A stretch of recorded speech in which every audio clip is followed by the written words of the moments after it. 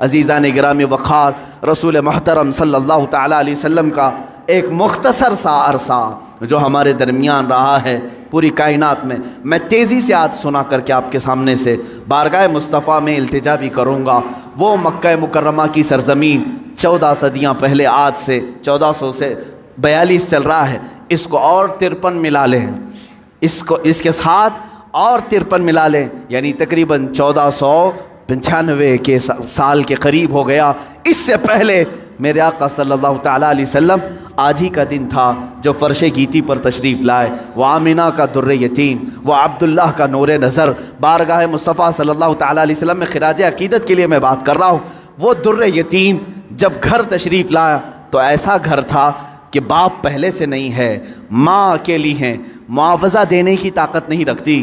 दाया के हाथ में दे दिया हलीमा सादिया को, ये कह कर के कि 2 साल दूध पिलाएगी, उजरत की तमन्ना मत रखना, मेरे घर में माल की बड़ी शिद्दत की कमी है।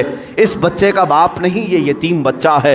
हलीमा सादिया ले गई, लेकिन बरक़ात पे बरक़ात उन्होंने देखा है। रसूल पाक को अपने गोद में खिलाया। हलीमा सादिया कहती हैं ये आम बच्चा नहीं था, इनके आते ही बनु साद की सारी बकरियों के थन दूध से भर चुके थे और सारे बच्चे हुजूर पाक सल्लल्लाहु ताला अलैहि वसल्लम को देखने के लिए आते थे। हत्ता कि हलीमा सादिया की बेटी शैमा कहती हैं, शैमा क्या कहती हैं कि हमारे कबीले में, हमारे मोहल्ले में रिवाज था, रात के वक्त या शाम के वक्त सारी लड़कियां जो उनके उम्र की थीं, शैमा के उम्र की थी, वो कहती हैं अपने अपने छोटे भाइयों को, जिसका भाई होता लेकर के आती थी, कंपटीशन चलता था। बहन अपने भाई को दिखाकर कहती किसका भाई ज़्यादा खूबसूरत है। हर खातून, हर बहन अपने छोटे भाई की गोद में लाकर उसके नाक नक्शे बयान करती, अरे मेरे भाई की तो पेशानी बड़ी चौड़ी है, ये खूबसूरती की अलामत है। कोई कहती मेरे भाई की तो आँखें बड़ी झील जैसी हैं और ये बड़ा खूबसूरत है। हर खातून, हर बहन गोद में लिए हुए बच्चे को अपने भाई पर फ़ख्र करती। और हज़रत शैमा कहती हैं जब इस मजमे में मैं मेरे भाई मोहम्मद को लेकर के आती, अल्लाह अल्लाह, वो कहती हैं सारी मेरी सहेलियां उठ खड़ी होती, कहती शैमा तेरे भाई के साथ हमारे भाइयों का मुकाबला नहीं, यह हमारा आपस का मुकाबला है, यह हमारा आपस का कंपटीशन है। तू कभी मोहम्मद को हमारे दरमियान ना ला, इसलिए कि इसके मुकाबले में 14वीं का चांद भी शर्मा जाता है। यह बनु साद की ख़वातीन का कहना है। हज़रत शैमा कहती हैं उस मुकाबले में मैं कभी रसूल पाक को ले जाती तो वो एक्सेप्ट नहीं करती, कहती कि शैमा तेरे भाई के साथ हमारे भाइयों का मुकाबला नहीं। व अहसनु मिन कलम तरक़त्तु आइनी व अजमलु मिन कलम तलिदिन निसाउ, या रसूल अल्लाह आपसे ज़्यादा हसीन मेरी आँखों ने देखा नहीं, आपसे ज़्यादा जमील किसी माँ ने जना नहीं। वो 2 साल की उम्र पाक में हलीमा सादिया दौड़ती हुई वापस मक्का ले आई और हज़रत आमिना से कहा मैंने 2 साल का अरसा आपसे मांगा था, लेकिन 6 महीने और बढ़ा करके दे दो, उजरत भी नहीं चाहिए, मुआवजा भी नहीं चाहिए। लेकिन हज़रत बीबी आमिना ने अपने पास अपने साहबजादे को रख लिया। 2 साल के अरसे में घर में कितने अफराद हैं, कौन हैं? बाप नहीं है, दादा है अब्दुल मुत्तलिब, वो भी बुढ़ापे को पहुँचे हुए हैं। रसूल पाक सल्लल्लाहु ताला अलैहि वसल्लम अपने दादा की सरपरस्ती में हैं। 6 साल की उम्र में अपनी माँ के साथ ननिहाल का सफ़र किया, मदीना का सफ़र किया। उस वक्त जो यसरब था वो हुजूर का ननिहाल भी है, नानी का घर है। हज़रत आमना के साथ गए 6 साल की उम्र में, जब हज़रत अब्दुल्ला की एक कनीज़ उम्मे ऐमन साथ में है, कोई नहीं, 3 लोगों का ये काफ़िला पैदल मक्का से मदीना गया है। मदीना से वापसी हो रही है, मकाम अबवा में बीबी आमिना बीमार हुई। बीबी आमिना सलामुल्लाह अलैहा इतनी शिद्दत से बीमार हुई कि वो चल फिर नहीं सकती थी, उसी रास्ते में वो रह गई। और उसके बाद अपने नूर नज़र को करीब बुलाया और कहा ए मोहम्मद मेरी आखिरी सांसें हैं। 6 साल की उम्र पाक में रसूल पाक सल्लल्लाहु अलैहि वसल्लम ने अपनी माँ की आंखें बंद की और उनकी रूह कब्ज़े उनसरी से परवास की। वो 6 साल की उम्र में अपनी मुक़द्दस माँ का जिस्म मुबारका उठाते हैं, कब्र में दफन भी करते हैं और अपने वालिद की कनीज़ के साथ वापस मक्का आते हैं। अब कौन था इस मोहम्मद अरबी के साथ? न बाप है न माँ है, वो दुर्रे यतीम पूरी कायनात के यतीमों का आका बना है, पूरे यतीमों का मावा व मलजा बना है। लेकिन अल्लाह ने उसे दुर्रे यतीम पैदा किया, जब 8 साल की उम्र हुई दादा का भी इंतकाल हो गया, अब्दुल मुत्तलिब भी दुनिया से चले गए। अब कौन था सिवाय एक चचा के, अबू तालिब के? अब कोई नहीं था। आपकी सरपरस्ती में रहे। जहाँ तक बात आती है अबू तालिब की, मैं कहूँगा बड़े अदब के साथ, ए लोगों, इस इख्तिलाफी मसले में कभी भी तीर मारने की कोशिश ना करना। बाज़ लोग अबू तालिब के कुफ्र के मुतालिक इसरार करते हैं कि वो काफिर थे, बाज़ लोग ईमान के मुतालिक, लेकिन जो हकीकत है वो अल्लाह के हवाले करो, अल्लाह के हवाले करो। रसूल पाक सल्लल्लाहु ताला अलैहि वसल्लम को उन्होंने जान से ज़्यादा तरबियत की है। यहाँ तक कि मक्का वालों से उन्होंने कहा था, जब रसूल पाक ने ऐलान नबुव्वत किया था, अबू जहल, उतबा, शैबा सब ने आकर कहा, अबू तालिब अगर ये तेरी निगरानी में ना रहे तो हम इसका कुछ से कुछ कर दें, तो मोहम्मद हमारे हवाले कर दे। जानते हो अबू तालिब, मुझे बड़ी तकलीफ़ होती है जब सिरे से कोई आदमी उनको बिल्कुल काफिर मुशरिक गर्दाने। मैं कहता हूँ कफ़े लिसान तो करो, ज़ुबान को रोक तो लो, जो मामला होगा क़यामत के दिन देखा जाएगा। हुजूर के चचा हैं, लेकिन इश्क की बात तो देखें, वो मक्का वालों से क्या कहते हैं। कोई मोहब्बत करने वाला ही ये जुमले कह सकता है। मक्का वालों से उन्होंने कहा, ऐ मक्का वालों सुन लो, तुम अगर मेरे एक हाथ में चांद रख दो, दूसरे हाथ में सूरज रख दो, तब भी मैं मोहम्मद तुम्हारे हवाले नहीं कर सकता। ये अबू तालिब के अल्फाज थे जो रसूल पाक के लिए उन्होंने फरमाए थे। मैं अदब से कहता हूँ, लेकिन फिर साथ में ईमान और कुफ्र का मामला अल्लाह के हवाले करता हूँ, इसलिए कि इस पूरी कौम को न जन्नत देना है न दोज़ख देना है, न क़यामत के दिन तुम्हारे हाथ में फ़ैसला है न मेरे हाथ में फ़ैसला है। अबू तालिब जन्नत में जाएंगे कि जहन्नम में जाएंगे, मैं कौन होता हूँ फ़ैसला करने वाला? न आला मलाइका में से हैं हम, न फरिश्तों में से हैं, बल्कि अल्लाह रब्बुल इज़्ज़त के हवाले है ये फ़ैसला, हर एक के जन्नत और दोज़ख का फ़ैसला। बहरहाल 12 साल की उम्र में अबू तालिब ने रसूल पाक को अपना साथी बना लिया। ऐसा मुझे बताओ, अबू तालिब पर जब भी बातें आएँ अदब के साथ कहो, अदब के साथ कहो। मैंने अबू तालिब को बहुत पढ़ा है, वो रसूल पाक को छोड़कर एक लम्हा भी नहीं रहते थे, एक लम्हा नहीं रहते। 12 साल की उम्र में जब उन्हें यमन की तिजारत पे जाना था, अबू तालिब ने इन्हें छोड़ा नहीं, रसूल पाक को तिजारत के सफ़र में साथ ले लिया। बीच रास्ते में एक जगह पड़ा हुआ, वहाँ एक राहिब था, ईसाई राहिब, और उसने देखा, चेहरे पाक को देखकर अपनी किताबों में पड़ी हुई सारी अलामतें देख लिया, उसने मेहमान बना लिया। अबू तालिब से पूछा, तुम कहाँ से आ रहे हो, कौन सा ख़ानदान है? जब उन्होंने बताया तो वो राहिब कहता है, बुहैरा राहिब, ऐ अबू तालिब, मेरी बात सुनते हो तो सुन लो, जो तुम्हारे साथ बच्चा तुम्हारा भतीजा है, ये अल्लाह का सबसे आखिरी रसूल होगा, ये सबसे आखिरी रसूल होगा।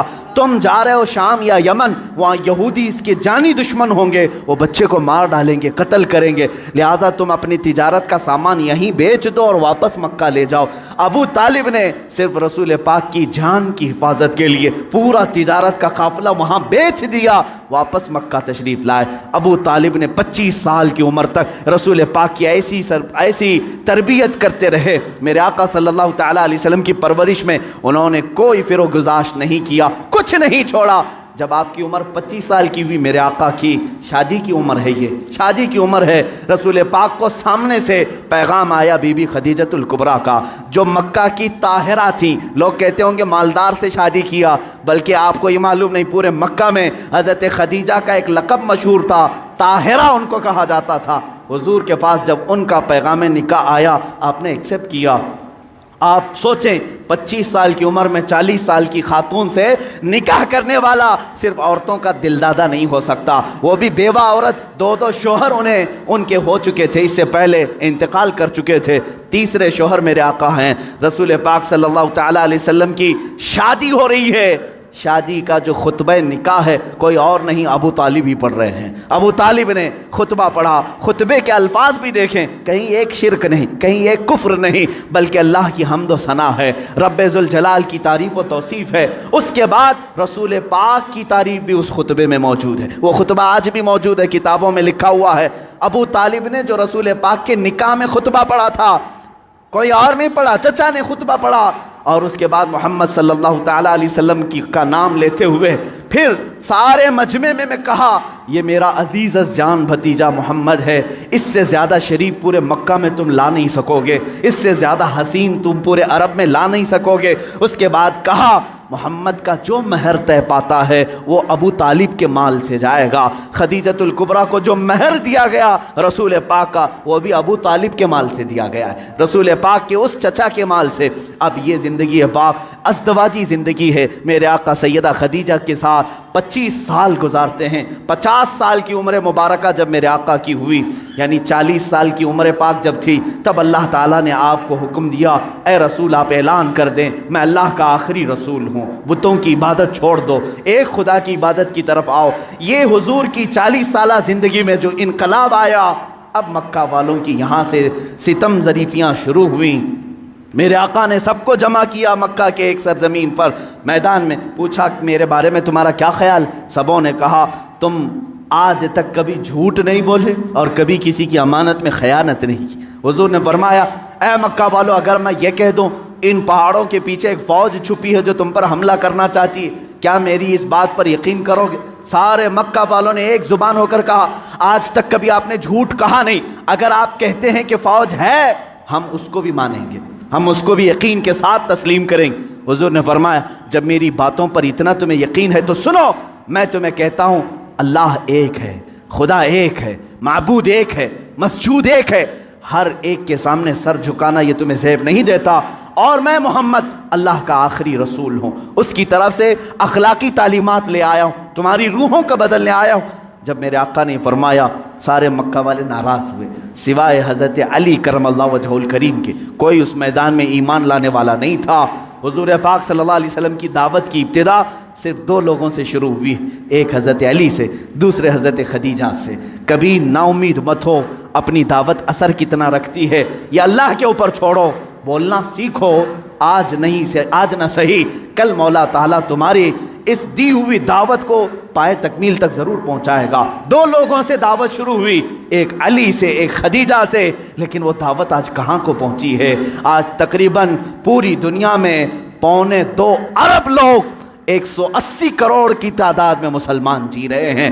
वो 2 लोगों से शुरू होने वाली दावत 200 करोड़ को पहुंच चुकी है, लेकिन ऐसा सैले रवां है कि थमने का नाम नहीं लेता।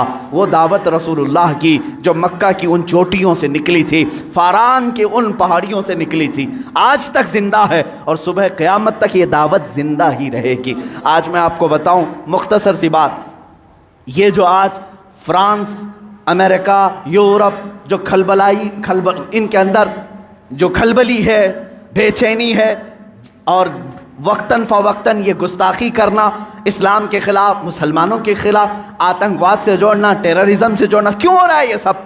जानते हैं आप, एक पेट का दर्द है। किस बात का? किस बात का? ये मैं नहीं कहता, अमेरिका का प्रेसिडेंट जो एक्स प्रेसिडेंट है इससे कबल का, उसने खुद ये स्टेटमेंट दिया है कि आज पूरे वर्ल्ड में सबसे ज़्यादा फास्ट ग्रोविंग वाला कोई रिलीजन है तो वो इस्लाम है। ये मैं नहीं कह रहा, अमेरिका का प्रेसिडेंट कह रहा है सबसे ज़्यादा तेज़ी से अगर कोई दीन दुनिया में फैल रहा है तो इस्लाम है।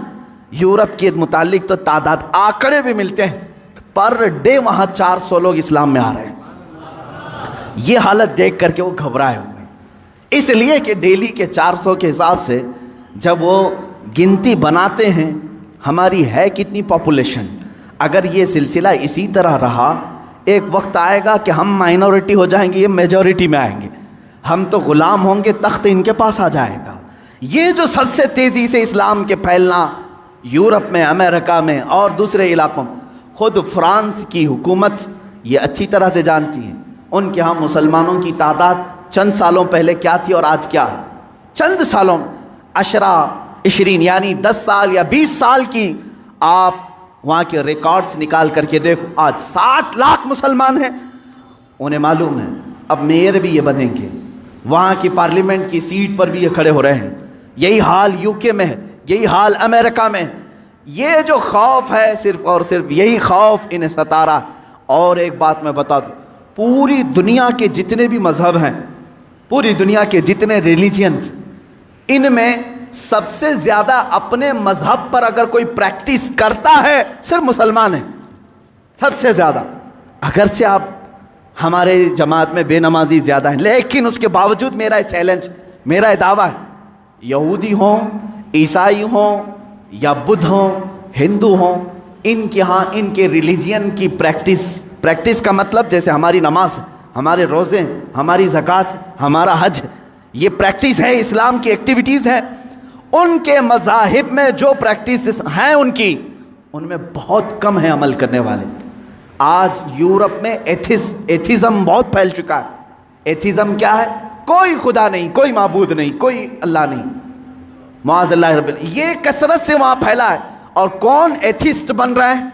ईसाई एथिस्ट बन रहे हैं, ज्यूज़ एथिस्ट बन रहे हैं। जो पहले किसी और रिलीजन में थे वो एथिस्ट बन रहे हैं, यानी कोई खुदा नहीं, हम खुदा को मानते ही नहीं। आज बहुत ज़्यादा वो लोग भी फैल रहे हैं।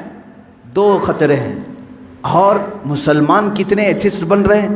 तो कह रहे आटे में नमक के बराबर भी नहीं। 100 में 2 लोग भी एथिस्ट नहीं बन रहे मुसलमान, इसलिए कि ये अपने रिलीजन पर, अपने मजहब पर सबसे ज़्यादा प्रैक्टिस करते हैं। दूसरों के यहाँ हफ्ते में 1 बार इबादत है, लेकिन मुसलमान के यहाँ दिन में 5 मरतबा है। ये अज़ान सुनता ही रहता है, सजदे करता ही रहता है। इस्लाम ने एक दिन भी इसे छुट्टी नहीं दी। हमारे हफ्तों में कोई संडे नहीं आता नमाज का, कोई ऐसी चीज़, हत्ता कि बीमार के लिए भी छुट्टी नहीं दी। सबसे ज़्यादा अपनी प्रैक्टिस जो करता है, मिसाल के तौर पर आपको अकली तौर पर मैं समझाने के लिए कहूँगा, जो बंदा जिम करता है उसे मालूम है डेली अगर वर्कआउट जारी है तो उसका जिस्म सलामत है। चंद दिन अगर छोड़ देगा तो इधर उधर फैल जाएगा। होता ही यही, सबको मालूम। जो सबसे ज़्यादा प्रैक्टिस करता रहता है वो अपनी फील्ड पर जमा रहता है।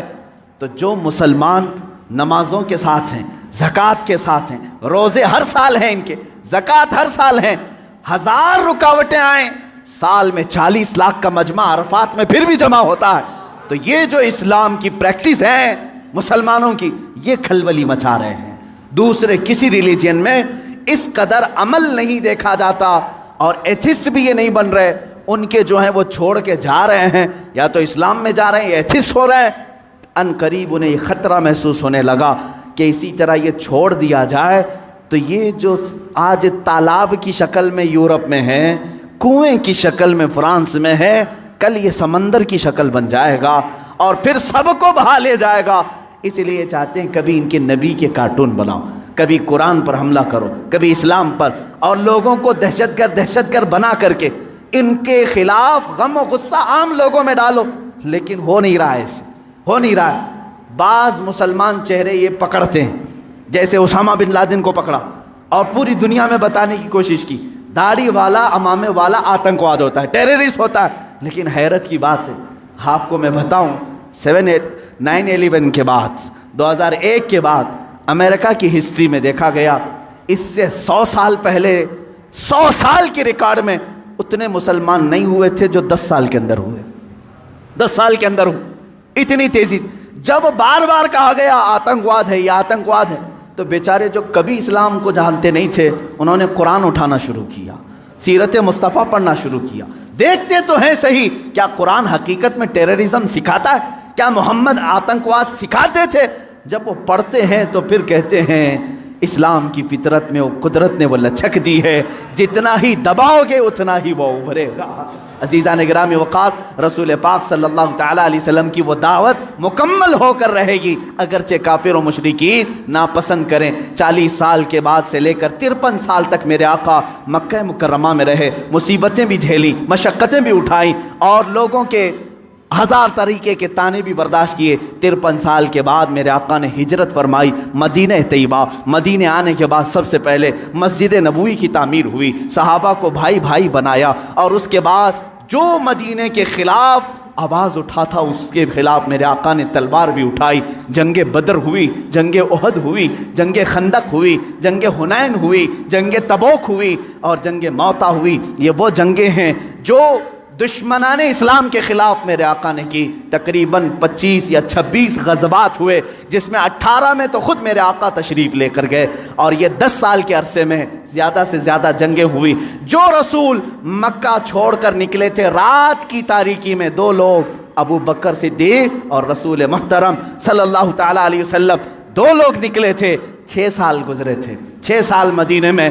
7वें साल वही रसूल, वही सिद्दीक़ अकबर मक्का की तरफ वापस आ रहे हैं। हज करने उम्रा करने की नीयत से, लेकिन कितने लोग हैं? 10,000 की तादाद में आ रहे हैं। कोई कत्ल क़िताल नहीं, कोई जंगो जदाल नहीं, फातिह की शान से आए, खाने काबा में दाखिल हुए, बुतों को निकाला, पाक किया और कहा आज मोहम्मद अल्लाह का रसूल खाने काबा को पाक कर रहा है और सुबह क़यामत तक अब यहाँ शिरक नहीं होगा, बुत परस्ती नहीं होगी। काबे को बनाया मुतहर ये रसूल पाक ने। अब उसके बाद रसूल पाक सल्लल्लाहु अलैहि वसल्लम ने इन्हीं 10 सालों के अंदर कितने ग़ज़वात किए। वो आखिरी साल था मेरे आका का जब 10 हिजरी थी। हुज़ूर ने ऐलान किया जो हज के लिए मेरे साथ आना चाहे सब आ जाएं। ये सुनकर के तकरीबन 1,20,000 सहाबा हुजूर के हज के सफ़र में साथी बन गए। मेरे आका तशरीफ़ लाए मक्का मुकर्रमा। यह हुजूर का आखिरी हज था जिसमें खुतबतुल विदा हुजूर सल्लल्लाहु ताला अलैहि वसल्लम ने हज्जतुल विदा का खुतबा दिया, आखिरी खुतबा दिया। वो आखिरी खुतबा पूरे दुनिया वालों के लिए दस्तूर है, एक लॉ है, एक ऐसे कवानीन से जमा किया है। उसी में हुजूर ने औरतों के हुकूक बयान किए, बच्चों के, बूढ़ों के, मजदूरों के, गरीबों के, पड़ोसियों के, हर एक के हुकूक उस एक खुतबे में मेरे आका ने बयान किया। हराम माल से बचने की तलकीन की, सूद से बचने की तलकीन की और फिर घमंड तकब्बुर करने से बचाया। हुजूर ने फरमाया तुम सब आदम की औलाद हो, एक दूसरे पर फ़ख्र ना करो, काला गोरे पर, गोरा काले पर, अमीर गरीब पर, गरीब अमीर पर, बल्कि मेरे आका ने फरमाया तक़वा जिसके पास है वो अल्लाह के नज़दीक मोहतरम है। यह आखिरी खुतबा हुआ।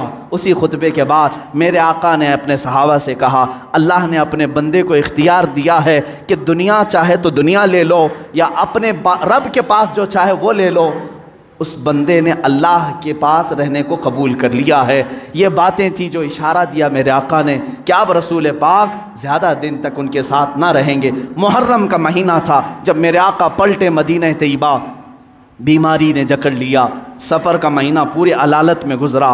इस तरह की अलालत थी, इस तरह का बुखार था कि हुजूर पाक सल्लल्लाहु ताला अलैहि वसल्लम को बाज़ औक़ात सहाबा दोनों कंधे पकड़ करके मस्जिद में लाते थे। हुजूर पाक सल्लल्लाहु ताला अलैहि वसल्लम के पैर भी ज़मीन पर नहीं टिकते थे।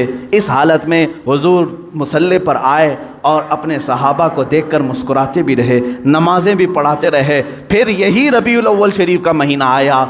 ये 11वीं हिजरी थी जब 12 रबीउल अव्वल थी। बाज़ रिवायात में 13 रबीउल अव्वल है, यानी कल आने वाला जो दिन है। अल्लाह के हबीब सल्लल्लाहु ताला अलैहि वसल्लम ने सबको जो वसीयतें करनी थी वो वसीयतें फरमाई।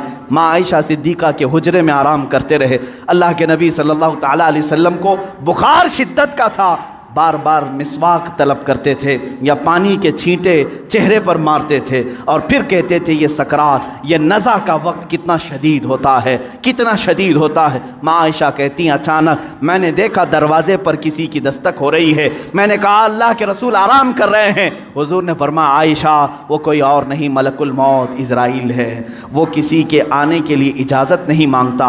आज मुझसे इजाज़त ले रहा है, इसके बाद फिर किसी से नहीं लेगा।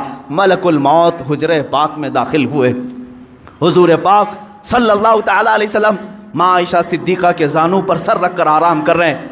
मलकुल मौत ने इजाज़त तलब की, आका हुक्म हो तो आपकी रूह पाक को मैं निकालूं, अल्लाह के हुजूर ले जाऊं, आपके रब्बे आला के जिलों में ले जाऊं। रसूल पाक सल्लल्लाहु अलैहि वसल्लम ने उससे पहले जानते हो क्या पूछा था? मेरा दिल दर्द करता है। मलकुल मौत से सिर्फ इतना पूछा, ये वो वक्त होता है नज़ा का वक्त जिस वक्त बाप अपने बेटे को भूल जाता है, भाई बहनों को भूल जाता है, बल्कि अक्सर तो लोगों को अपना नाम तक याद नहीं होता। सकरात के वक्त जाओ लोगों के बिस्तरों के पास, हम कलमा पढ़ाते रहते हैं, कलमा आता नहीं, लोग बोल नहीं पाते। ये वो हालत होती है नज़ा की।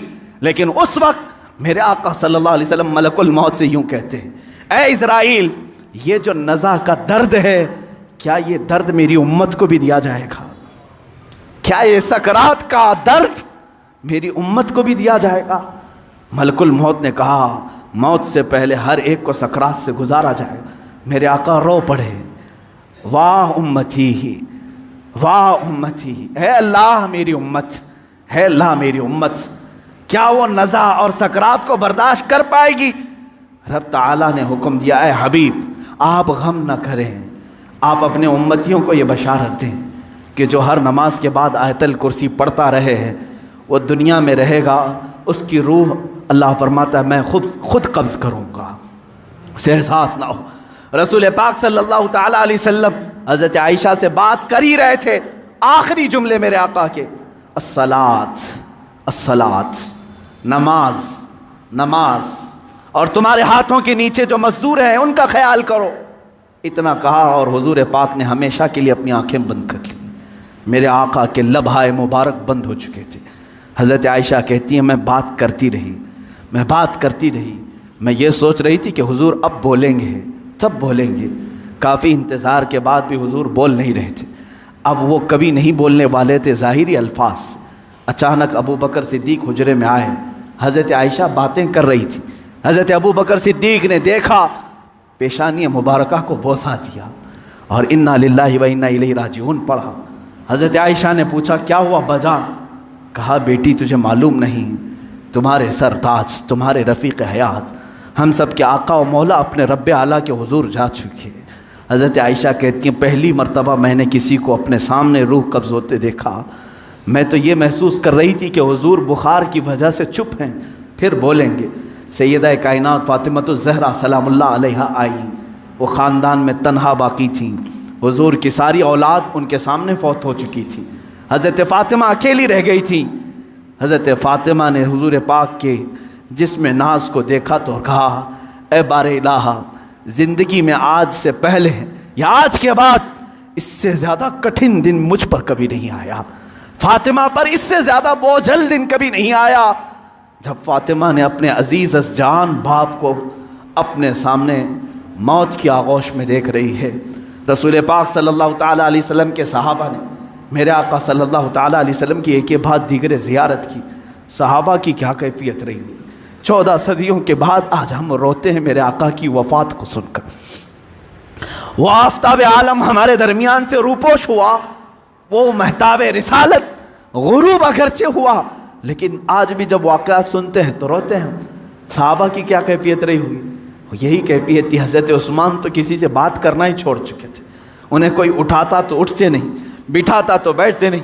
हज़रत उमर का हाल ये था कि वो नंगी तलवार निकाल कर कहते खबरदार, अगर कोई कह दिया कि मेरा रसूल इंतकाल कर गया मैं उसकी गर्दन उड़ा दूंगा। मेरे हबीब का इंतकाल नहीं हुआ, वो अपने रब से मिलने के लिए गए, वापस आएंगे। हज़रत उमर मदीने में इस तरह घूम रहे थे। अज़ीज़ान गिराम वक़ार, रसूल पाक सल्लल्लाहु ताला अलैहि वसल्लम पीर के दिन इंतकाल फरमाए और बुध के दिन तक आपका जिस्म मुक़द्दस रखा गया। जमातें आती रहीं, पढ़ती रहीं, मलाइका ने जनाजा पढ़ा। बुध के दिन मेरे आका सल्लल्लाहु ताला अलैहि वसल्लम को सहाबा ने उठाया और उसी हुजरे में जहाँ माँ आयशा सिद्दीक़ा का घर था, हुज़ूर पाक सल्लल्लाहु अलैहि वसल्लम की कब्र मुबारका खोदी गई, लहद बनाई गई जो एल शेप में होती है, हुज़ूर को पसंद थी। लहद मुबारका में रखा गया। उतरने वालों में हज़रत अली भी थे, हज़रत अब्बास भी थे। फरमाते हैं जब कब्र मुबारक में आखिरी मर्तबा रखा गया, सहाबा का मजमा था, भीड़ थी, एक आखिरी नज़र उस आफ्ताब रिसालत पर डाल लें। लेकिन अचानक लोगों ने देखा कब्र की तख्तियाँ बंद करने से पहले रसूल पाक के होंठ हिल रहे थे। हज़रत अब्बास कहते मैंने कान लगाया, उस वक्त रसूल पाक कह रहे थे उम्मती उम्मती रब्बिग़फ़िर लिउम्मती फ़इन्नहुम ला यअलमून। ऐ मौला मेरी उम्मत को माफ़ कर दे, वो मुझे नहीं पहचानती। ऐ अल्लाह मेरी उम्मत को माफ़ कर दे, वो मुझे नहीं पहचानती। या आखिरी जुमले कब्र अनवर में रखने के बाद रसूल पाक के ऐ उम्मतियों, क्या हमने रसूल पाक का हक़ अदा किया है? क्या हमने उनको साल में एक मरतबा याद करके ये सोचा कि उनको के रात के खड़ी हुई इबादतों का हमने सिला दे दिया? कभी नहीं हो सकेगा, कभी नहीं हो सकेगा। कब्र मुबारका बंद कर दी गई, हमेशा के लिए बंद हो गई, लेकिन लहद का वो टुकड़ा अर्श आज़म से भी अफजल बना।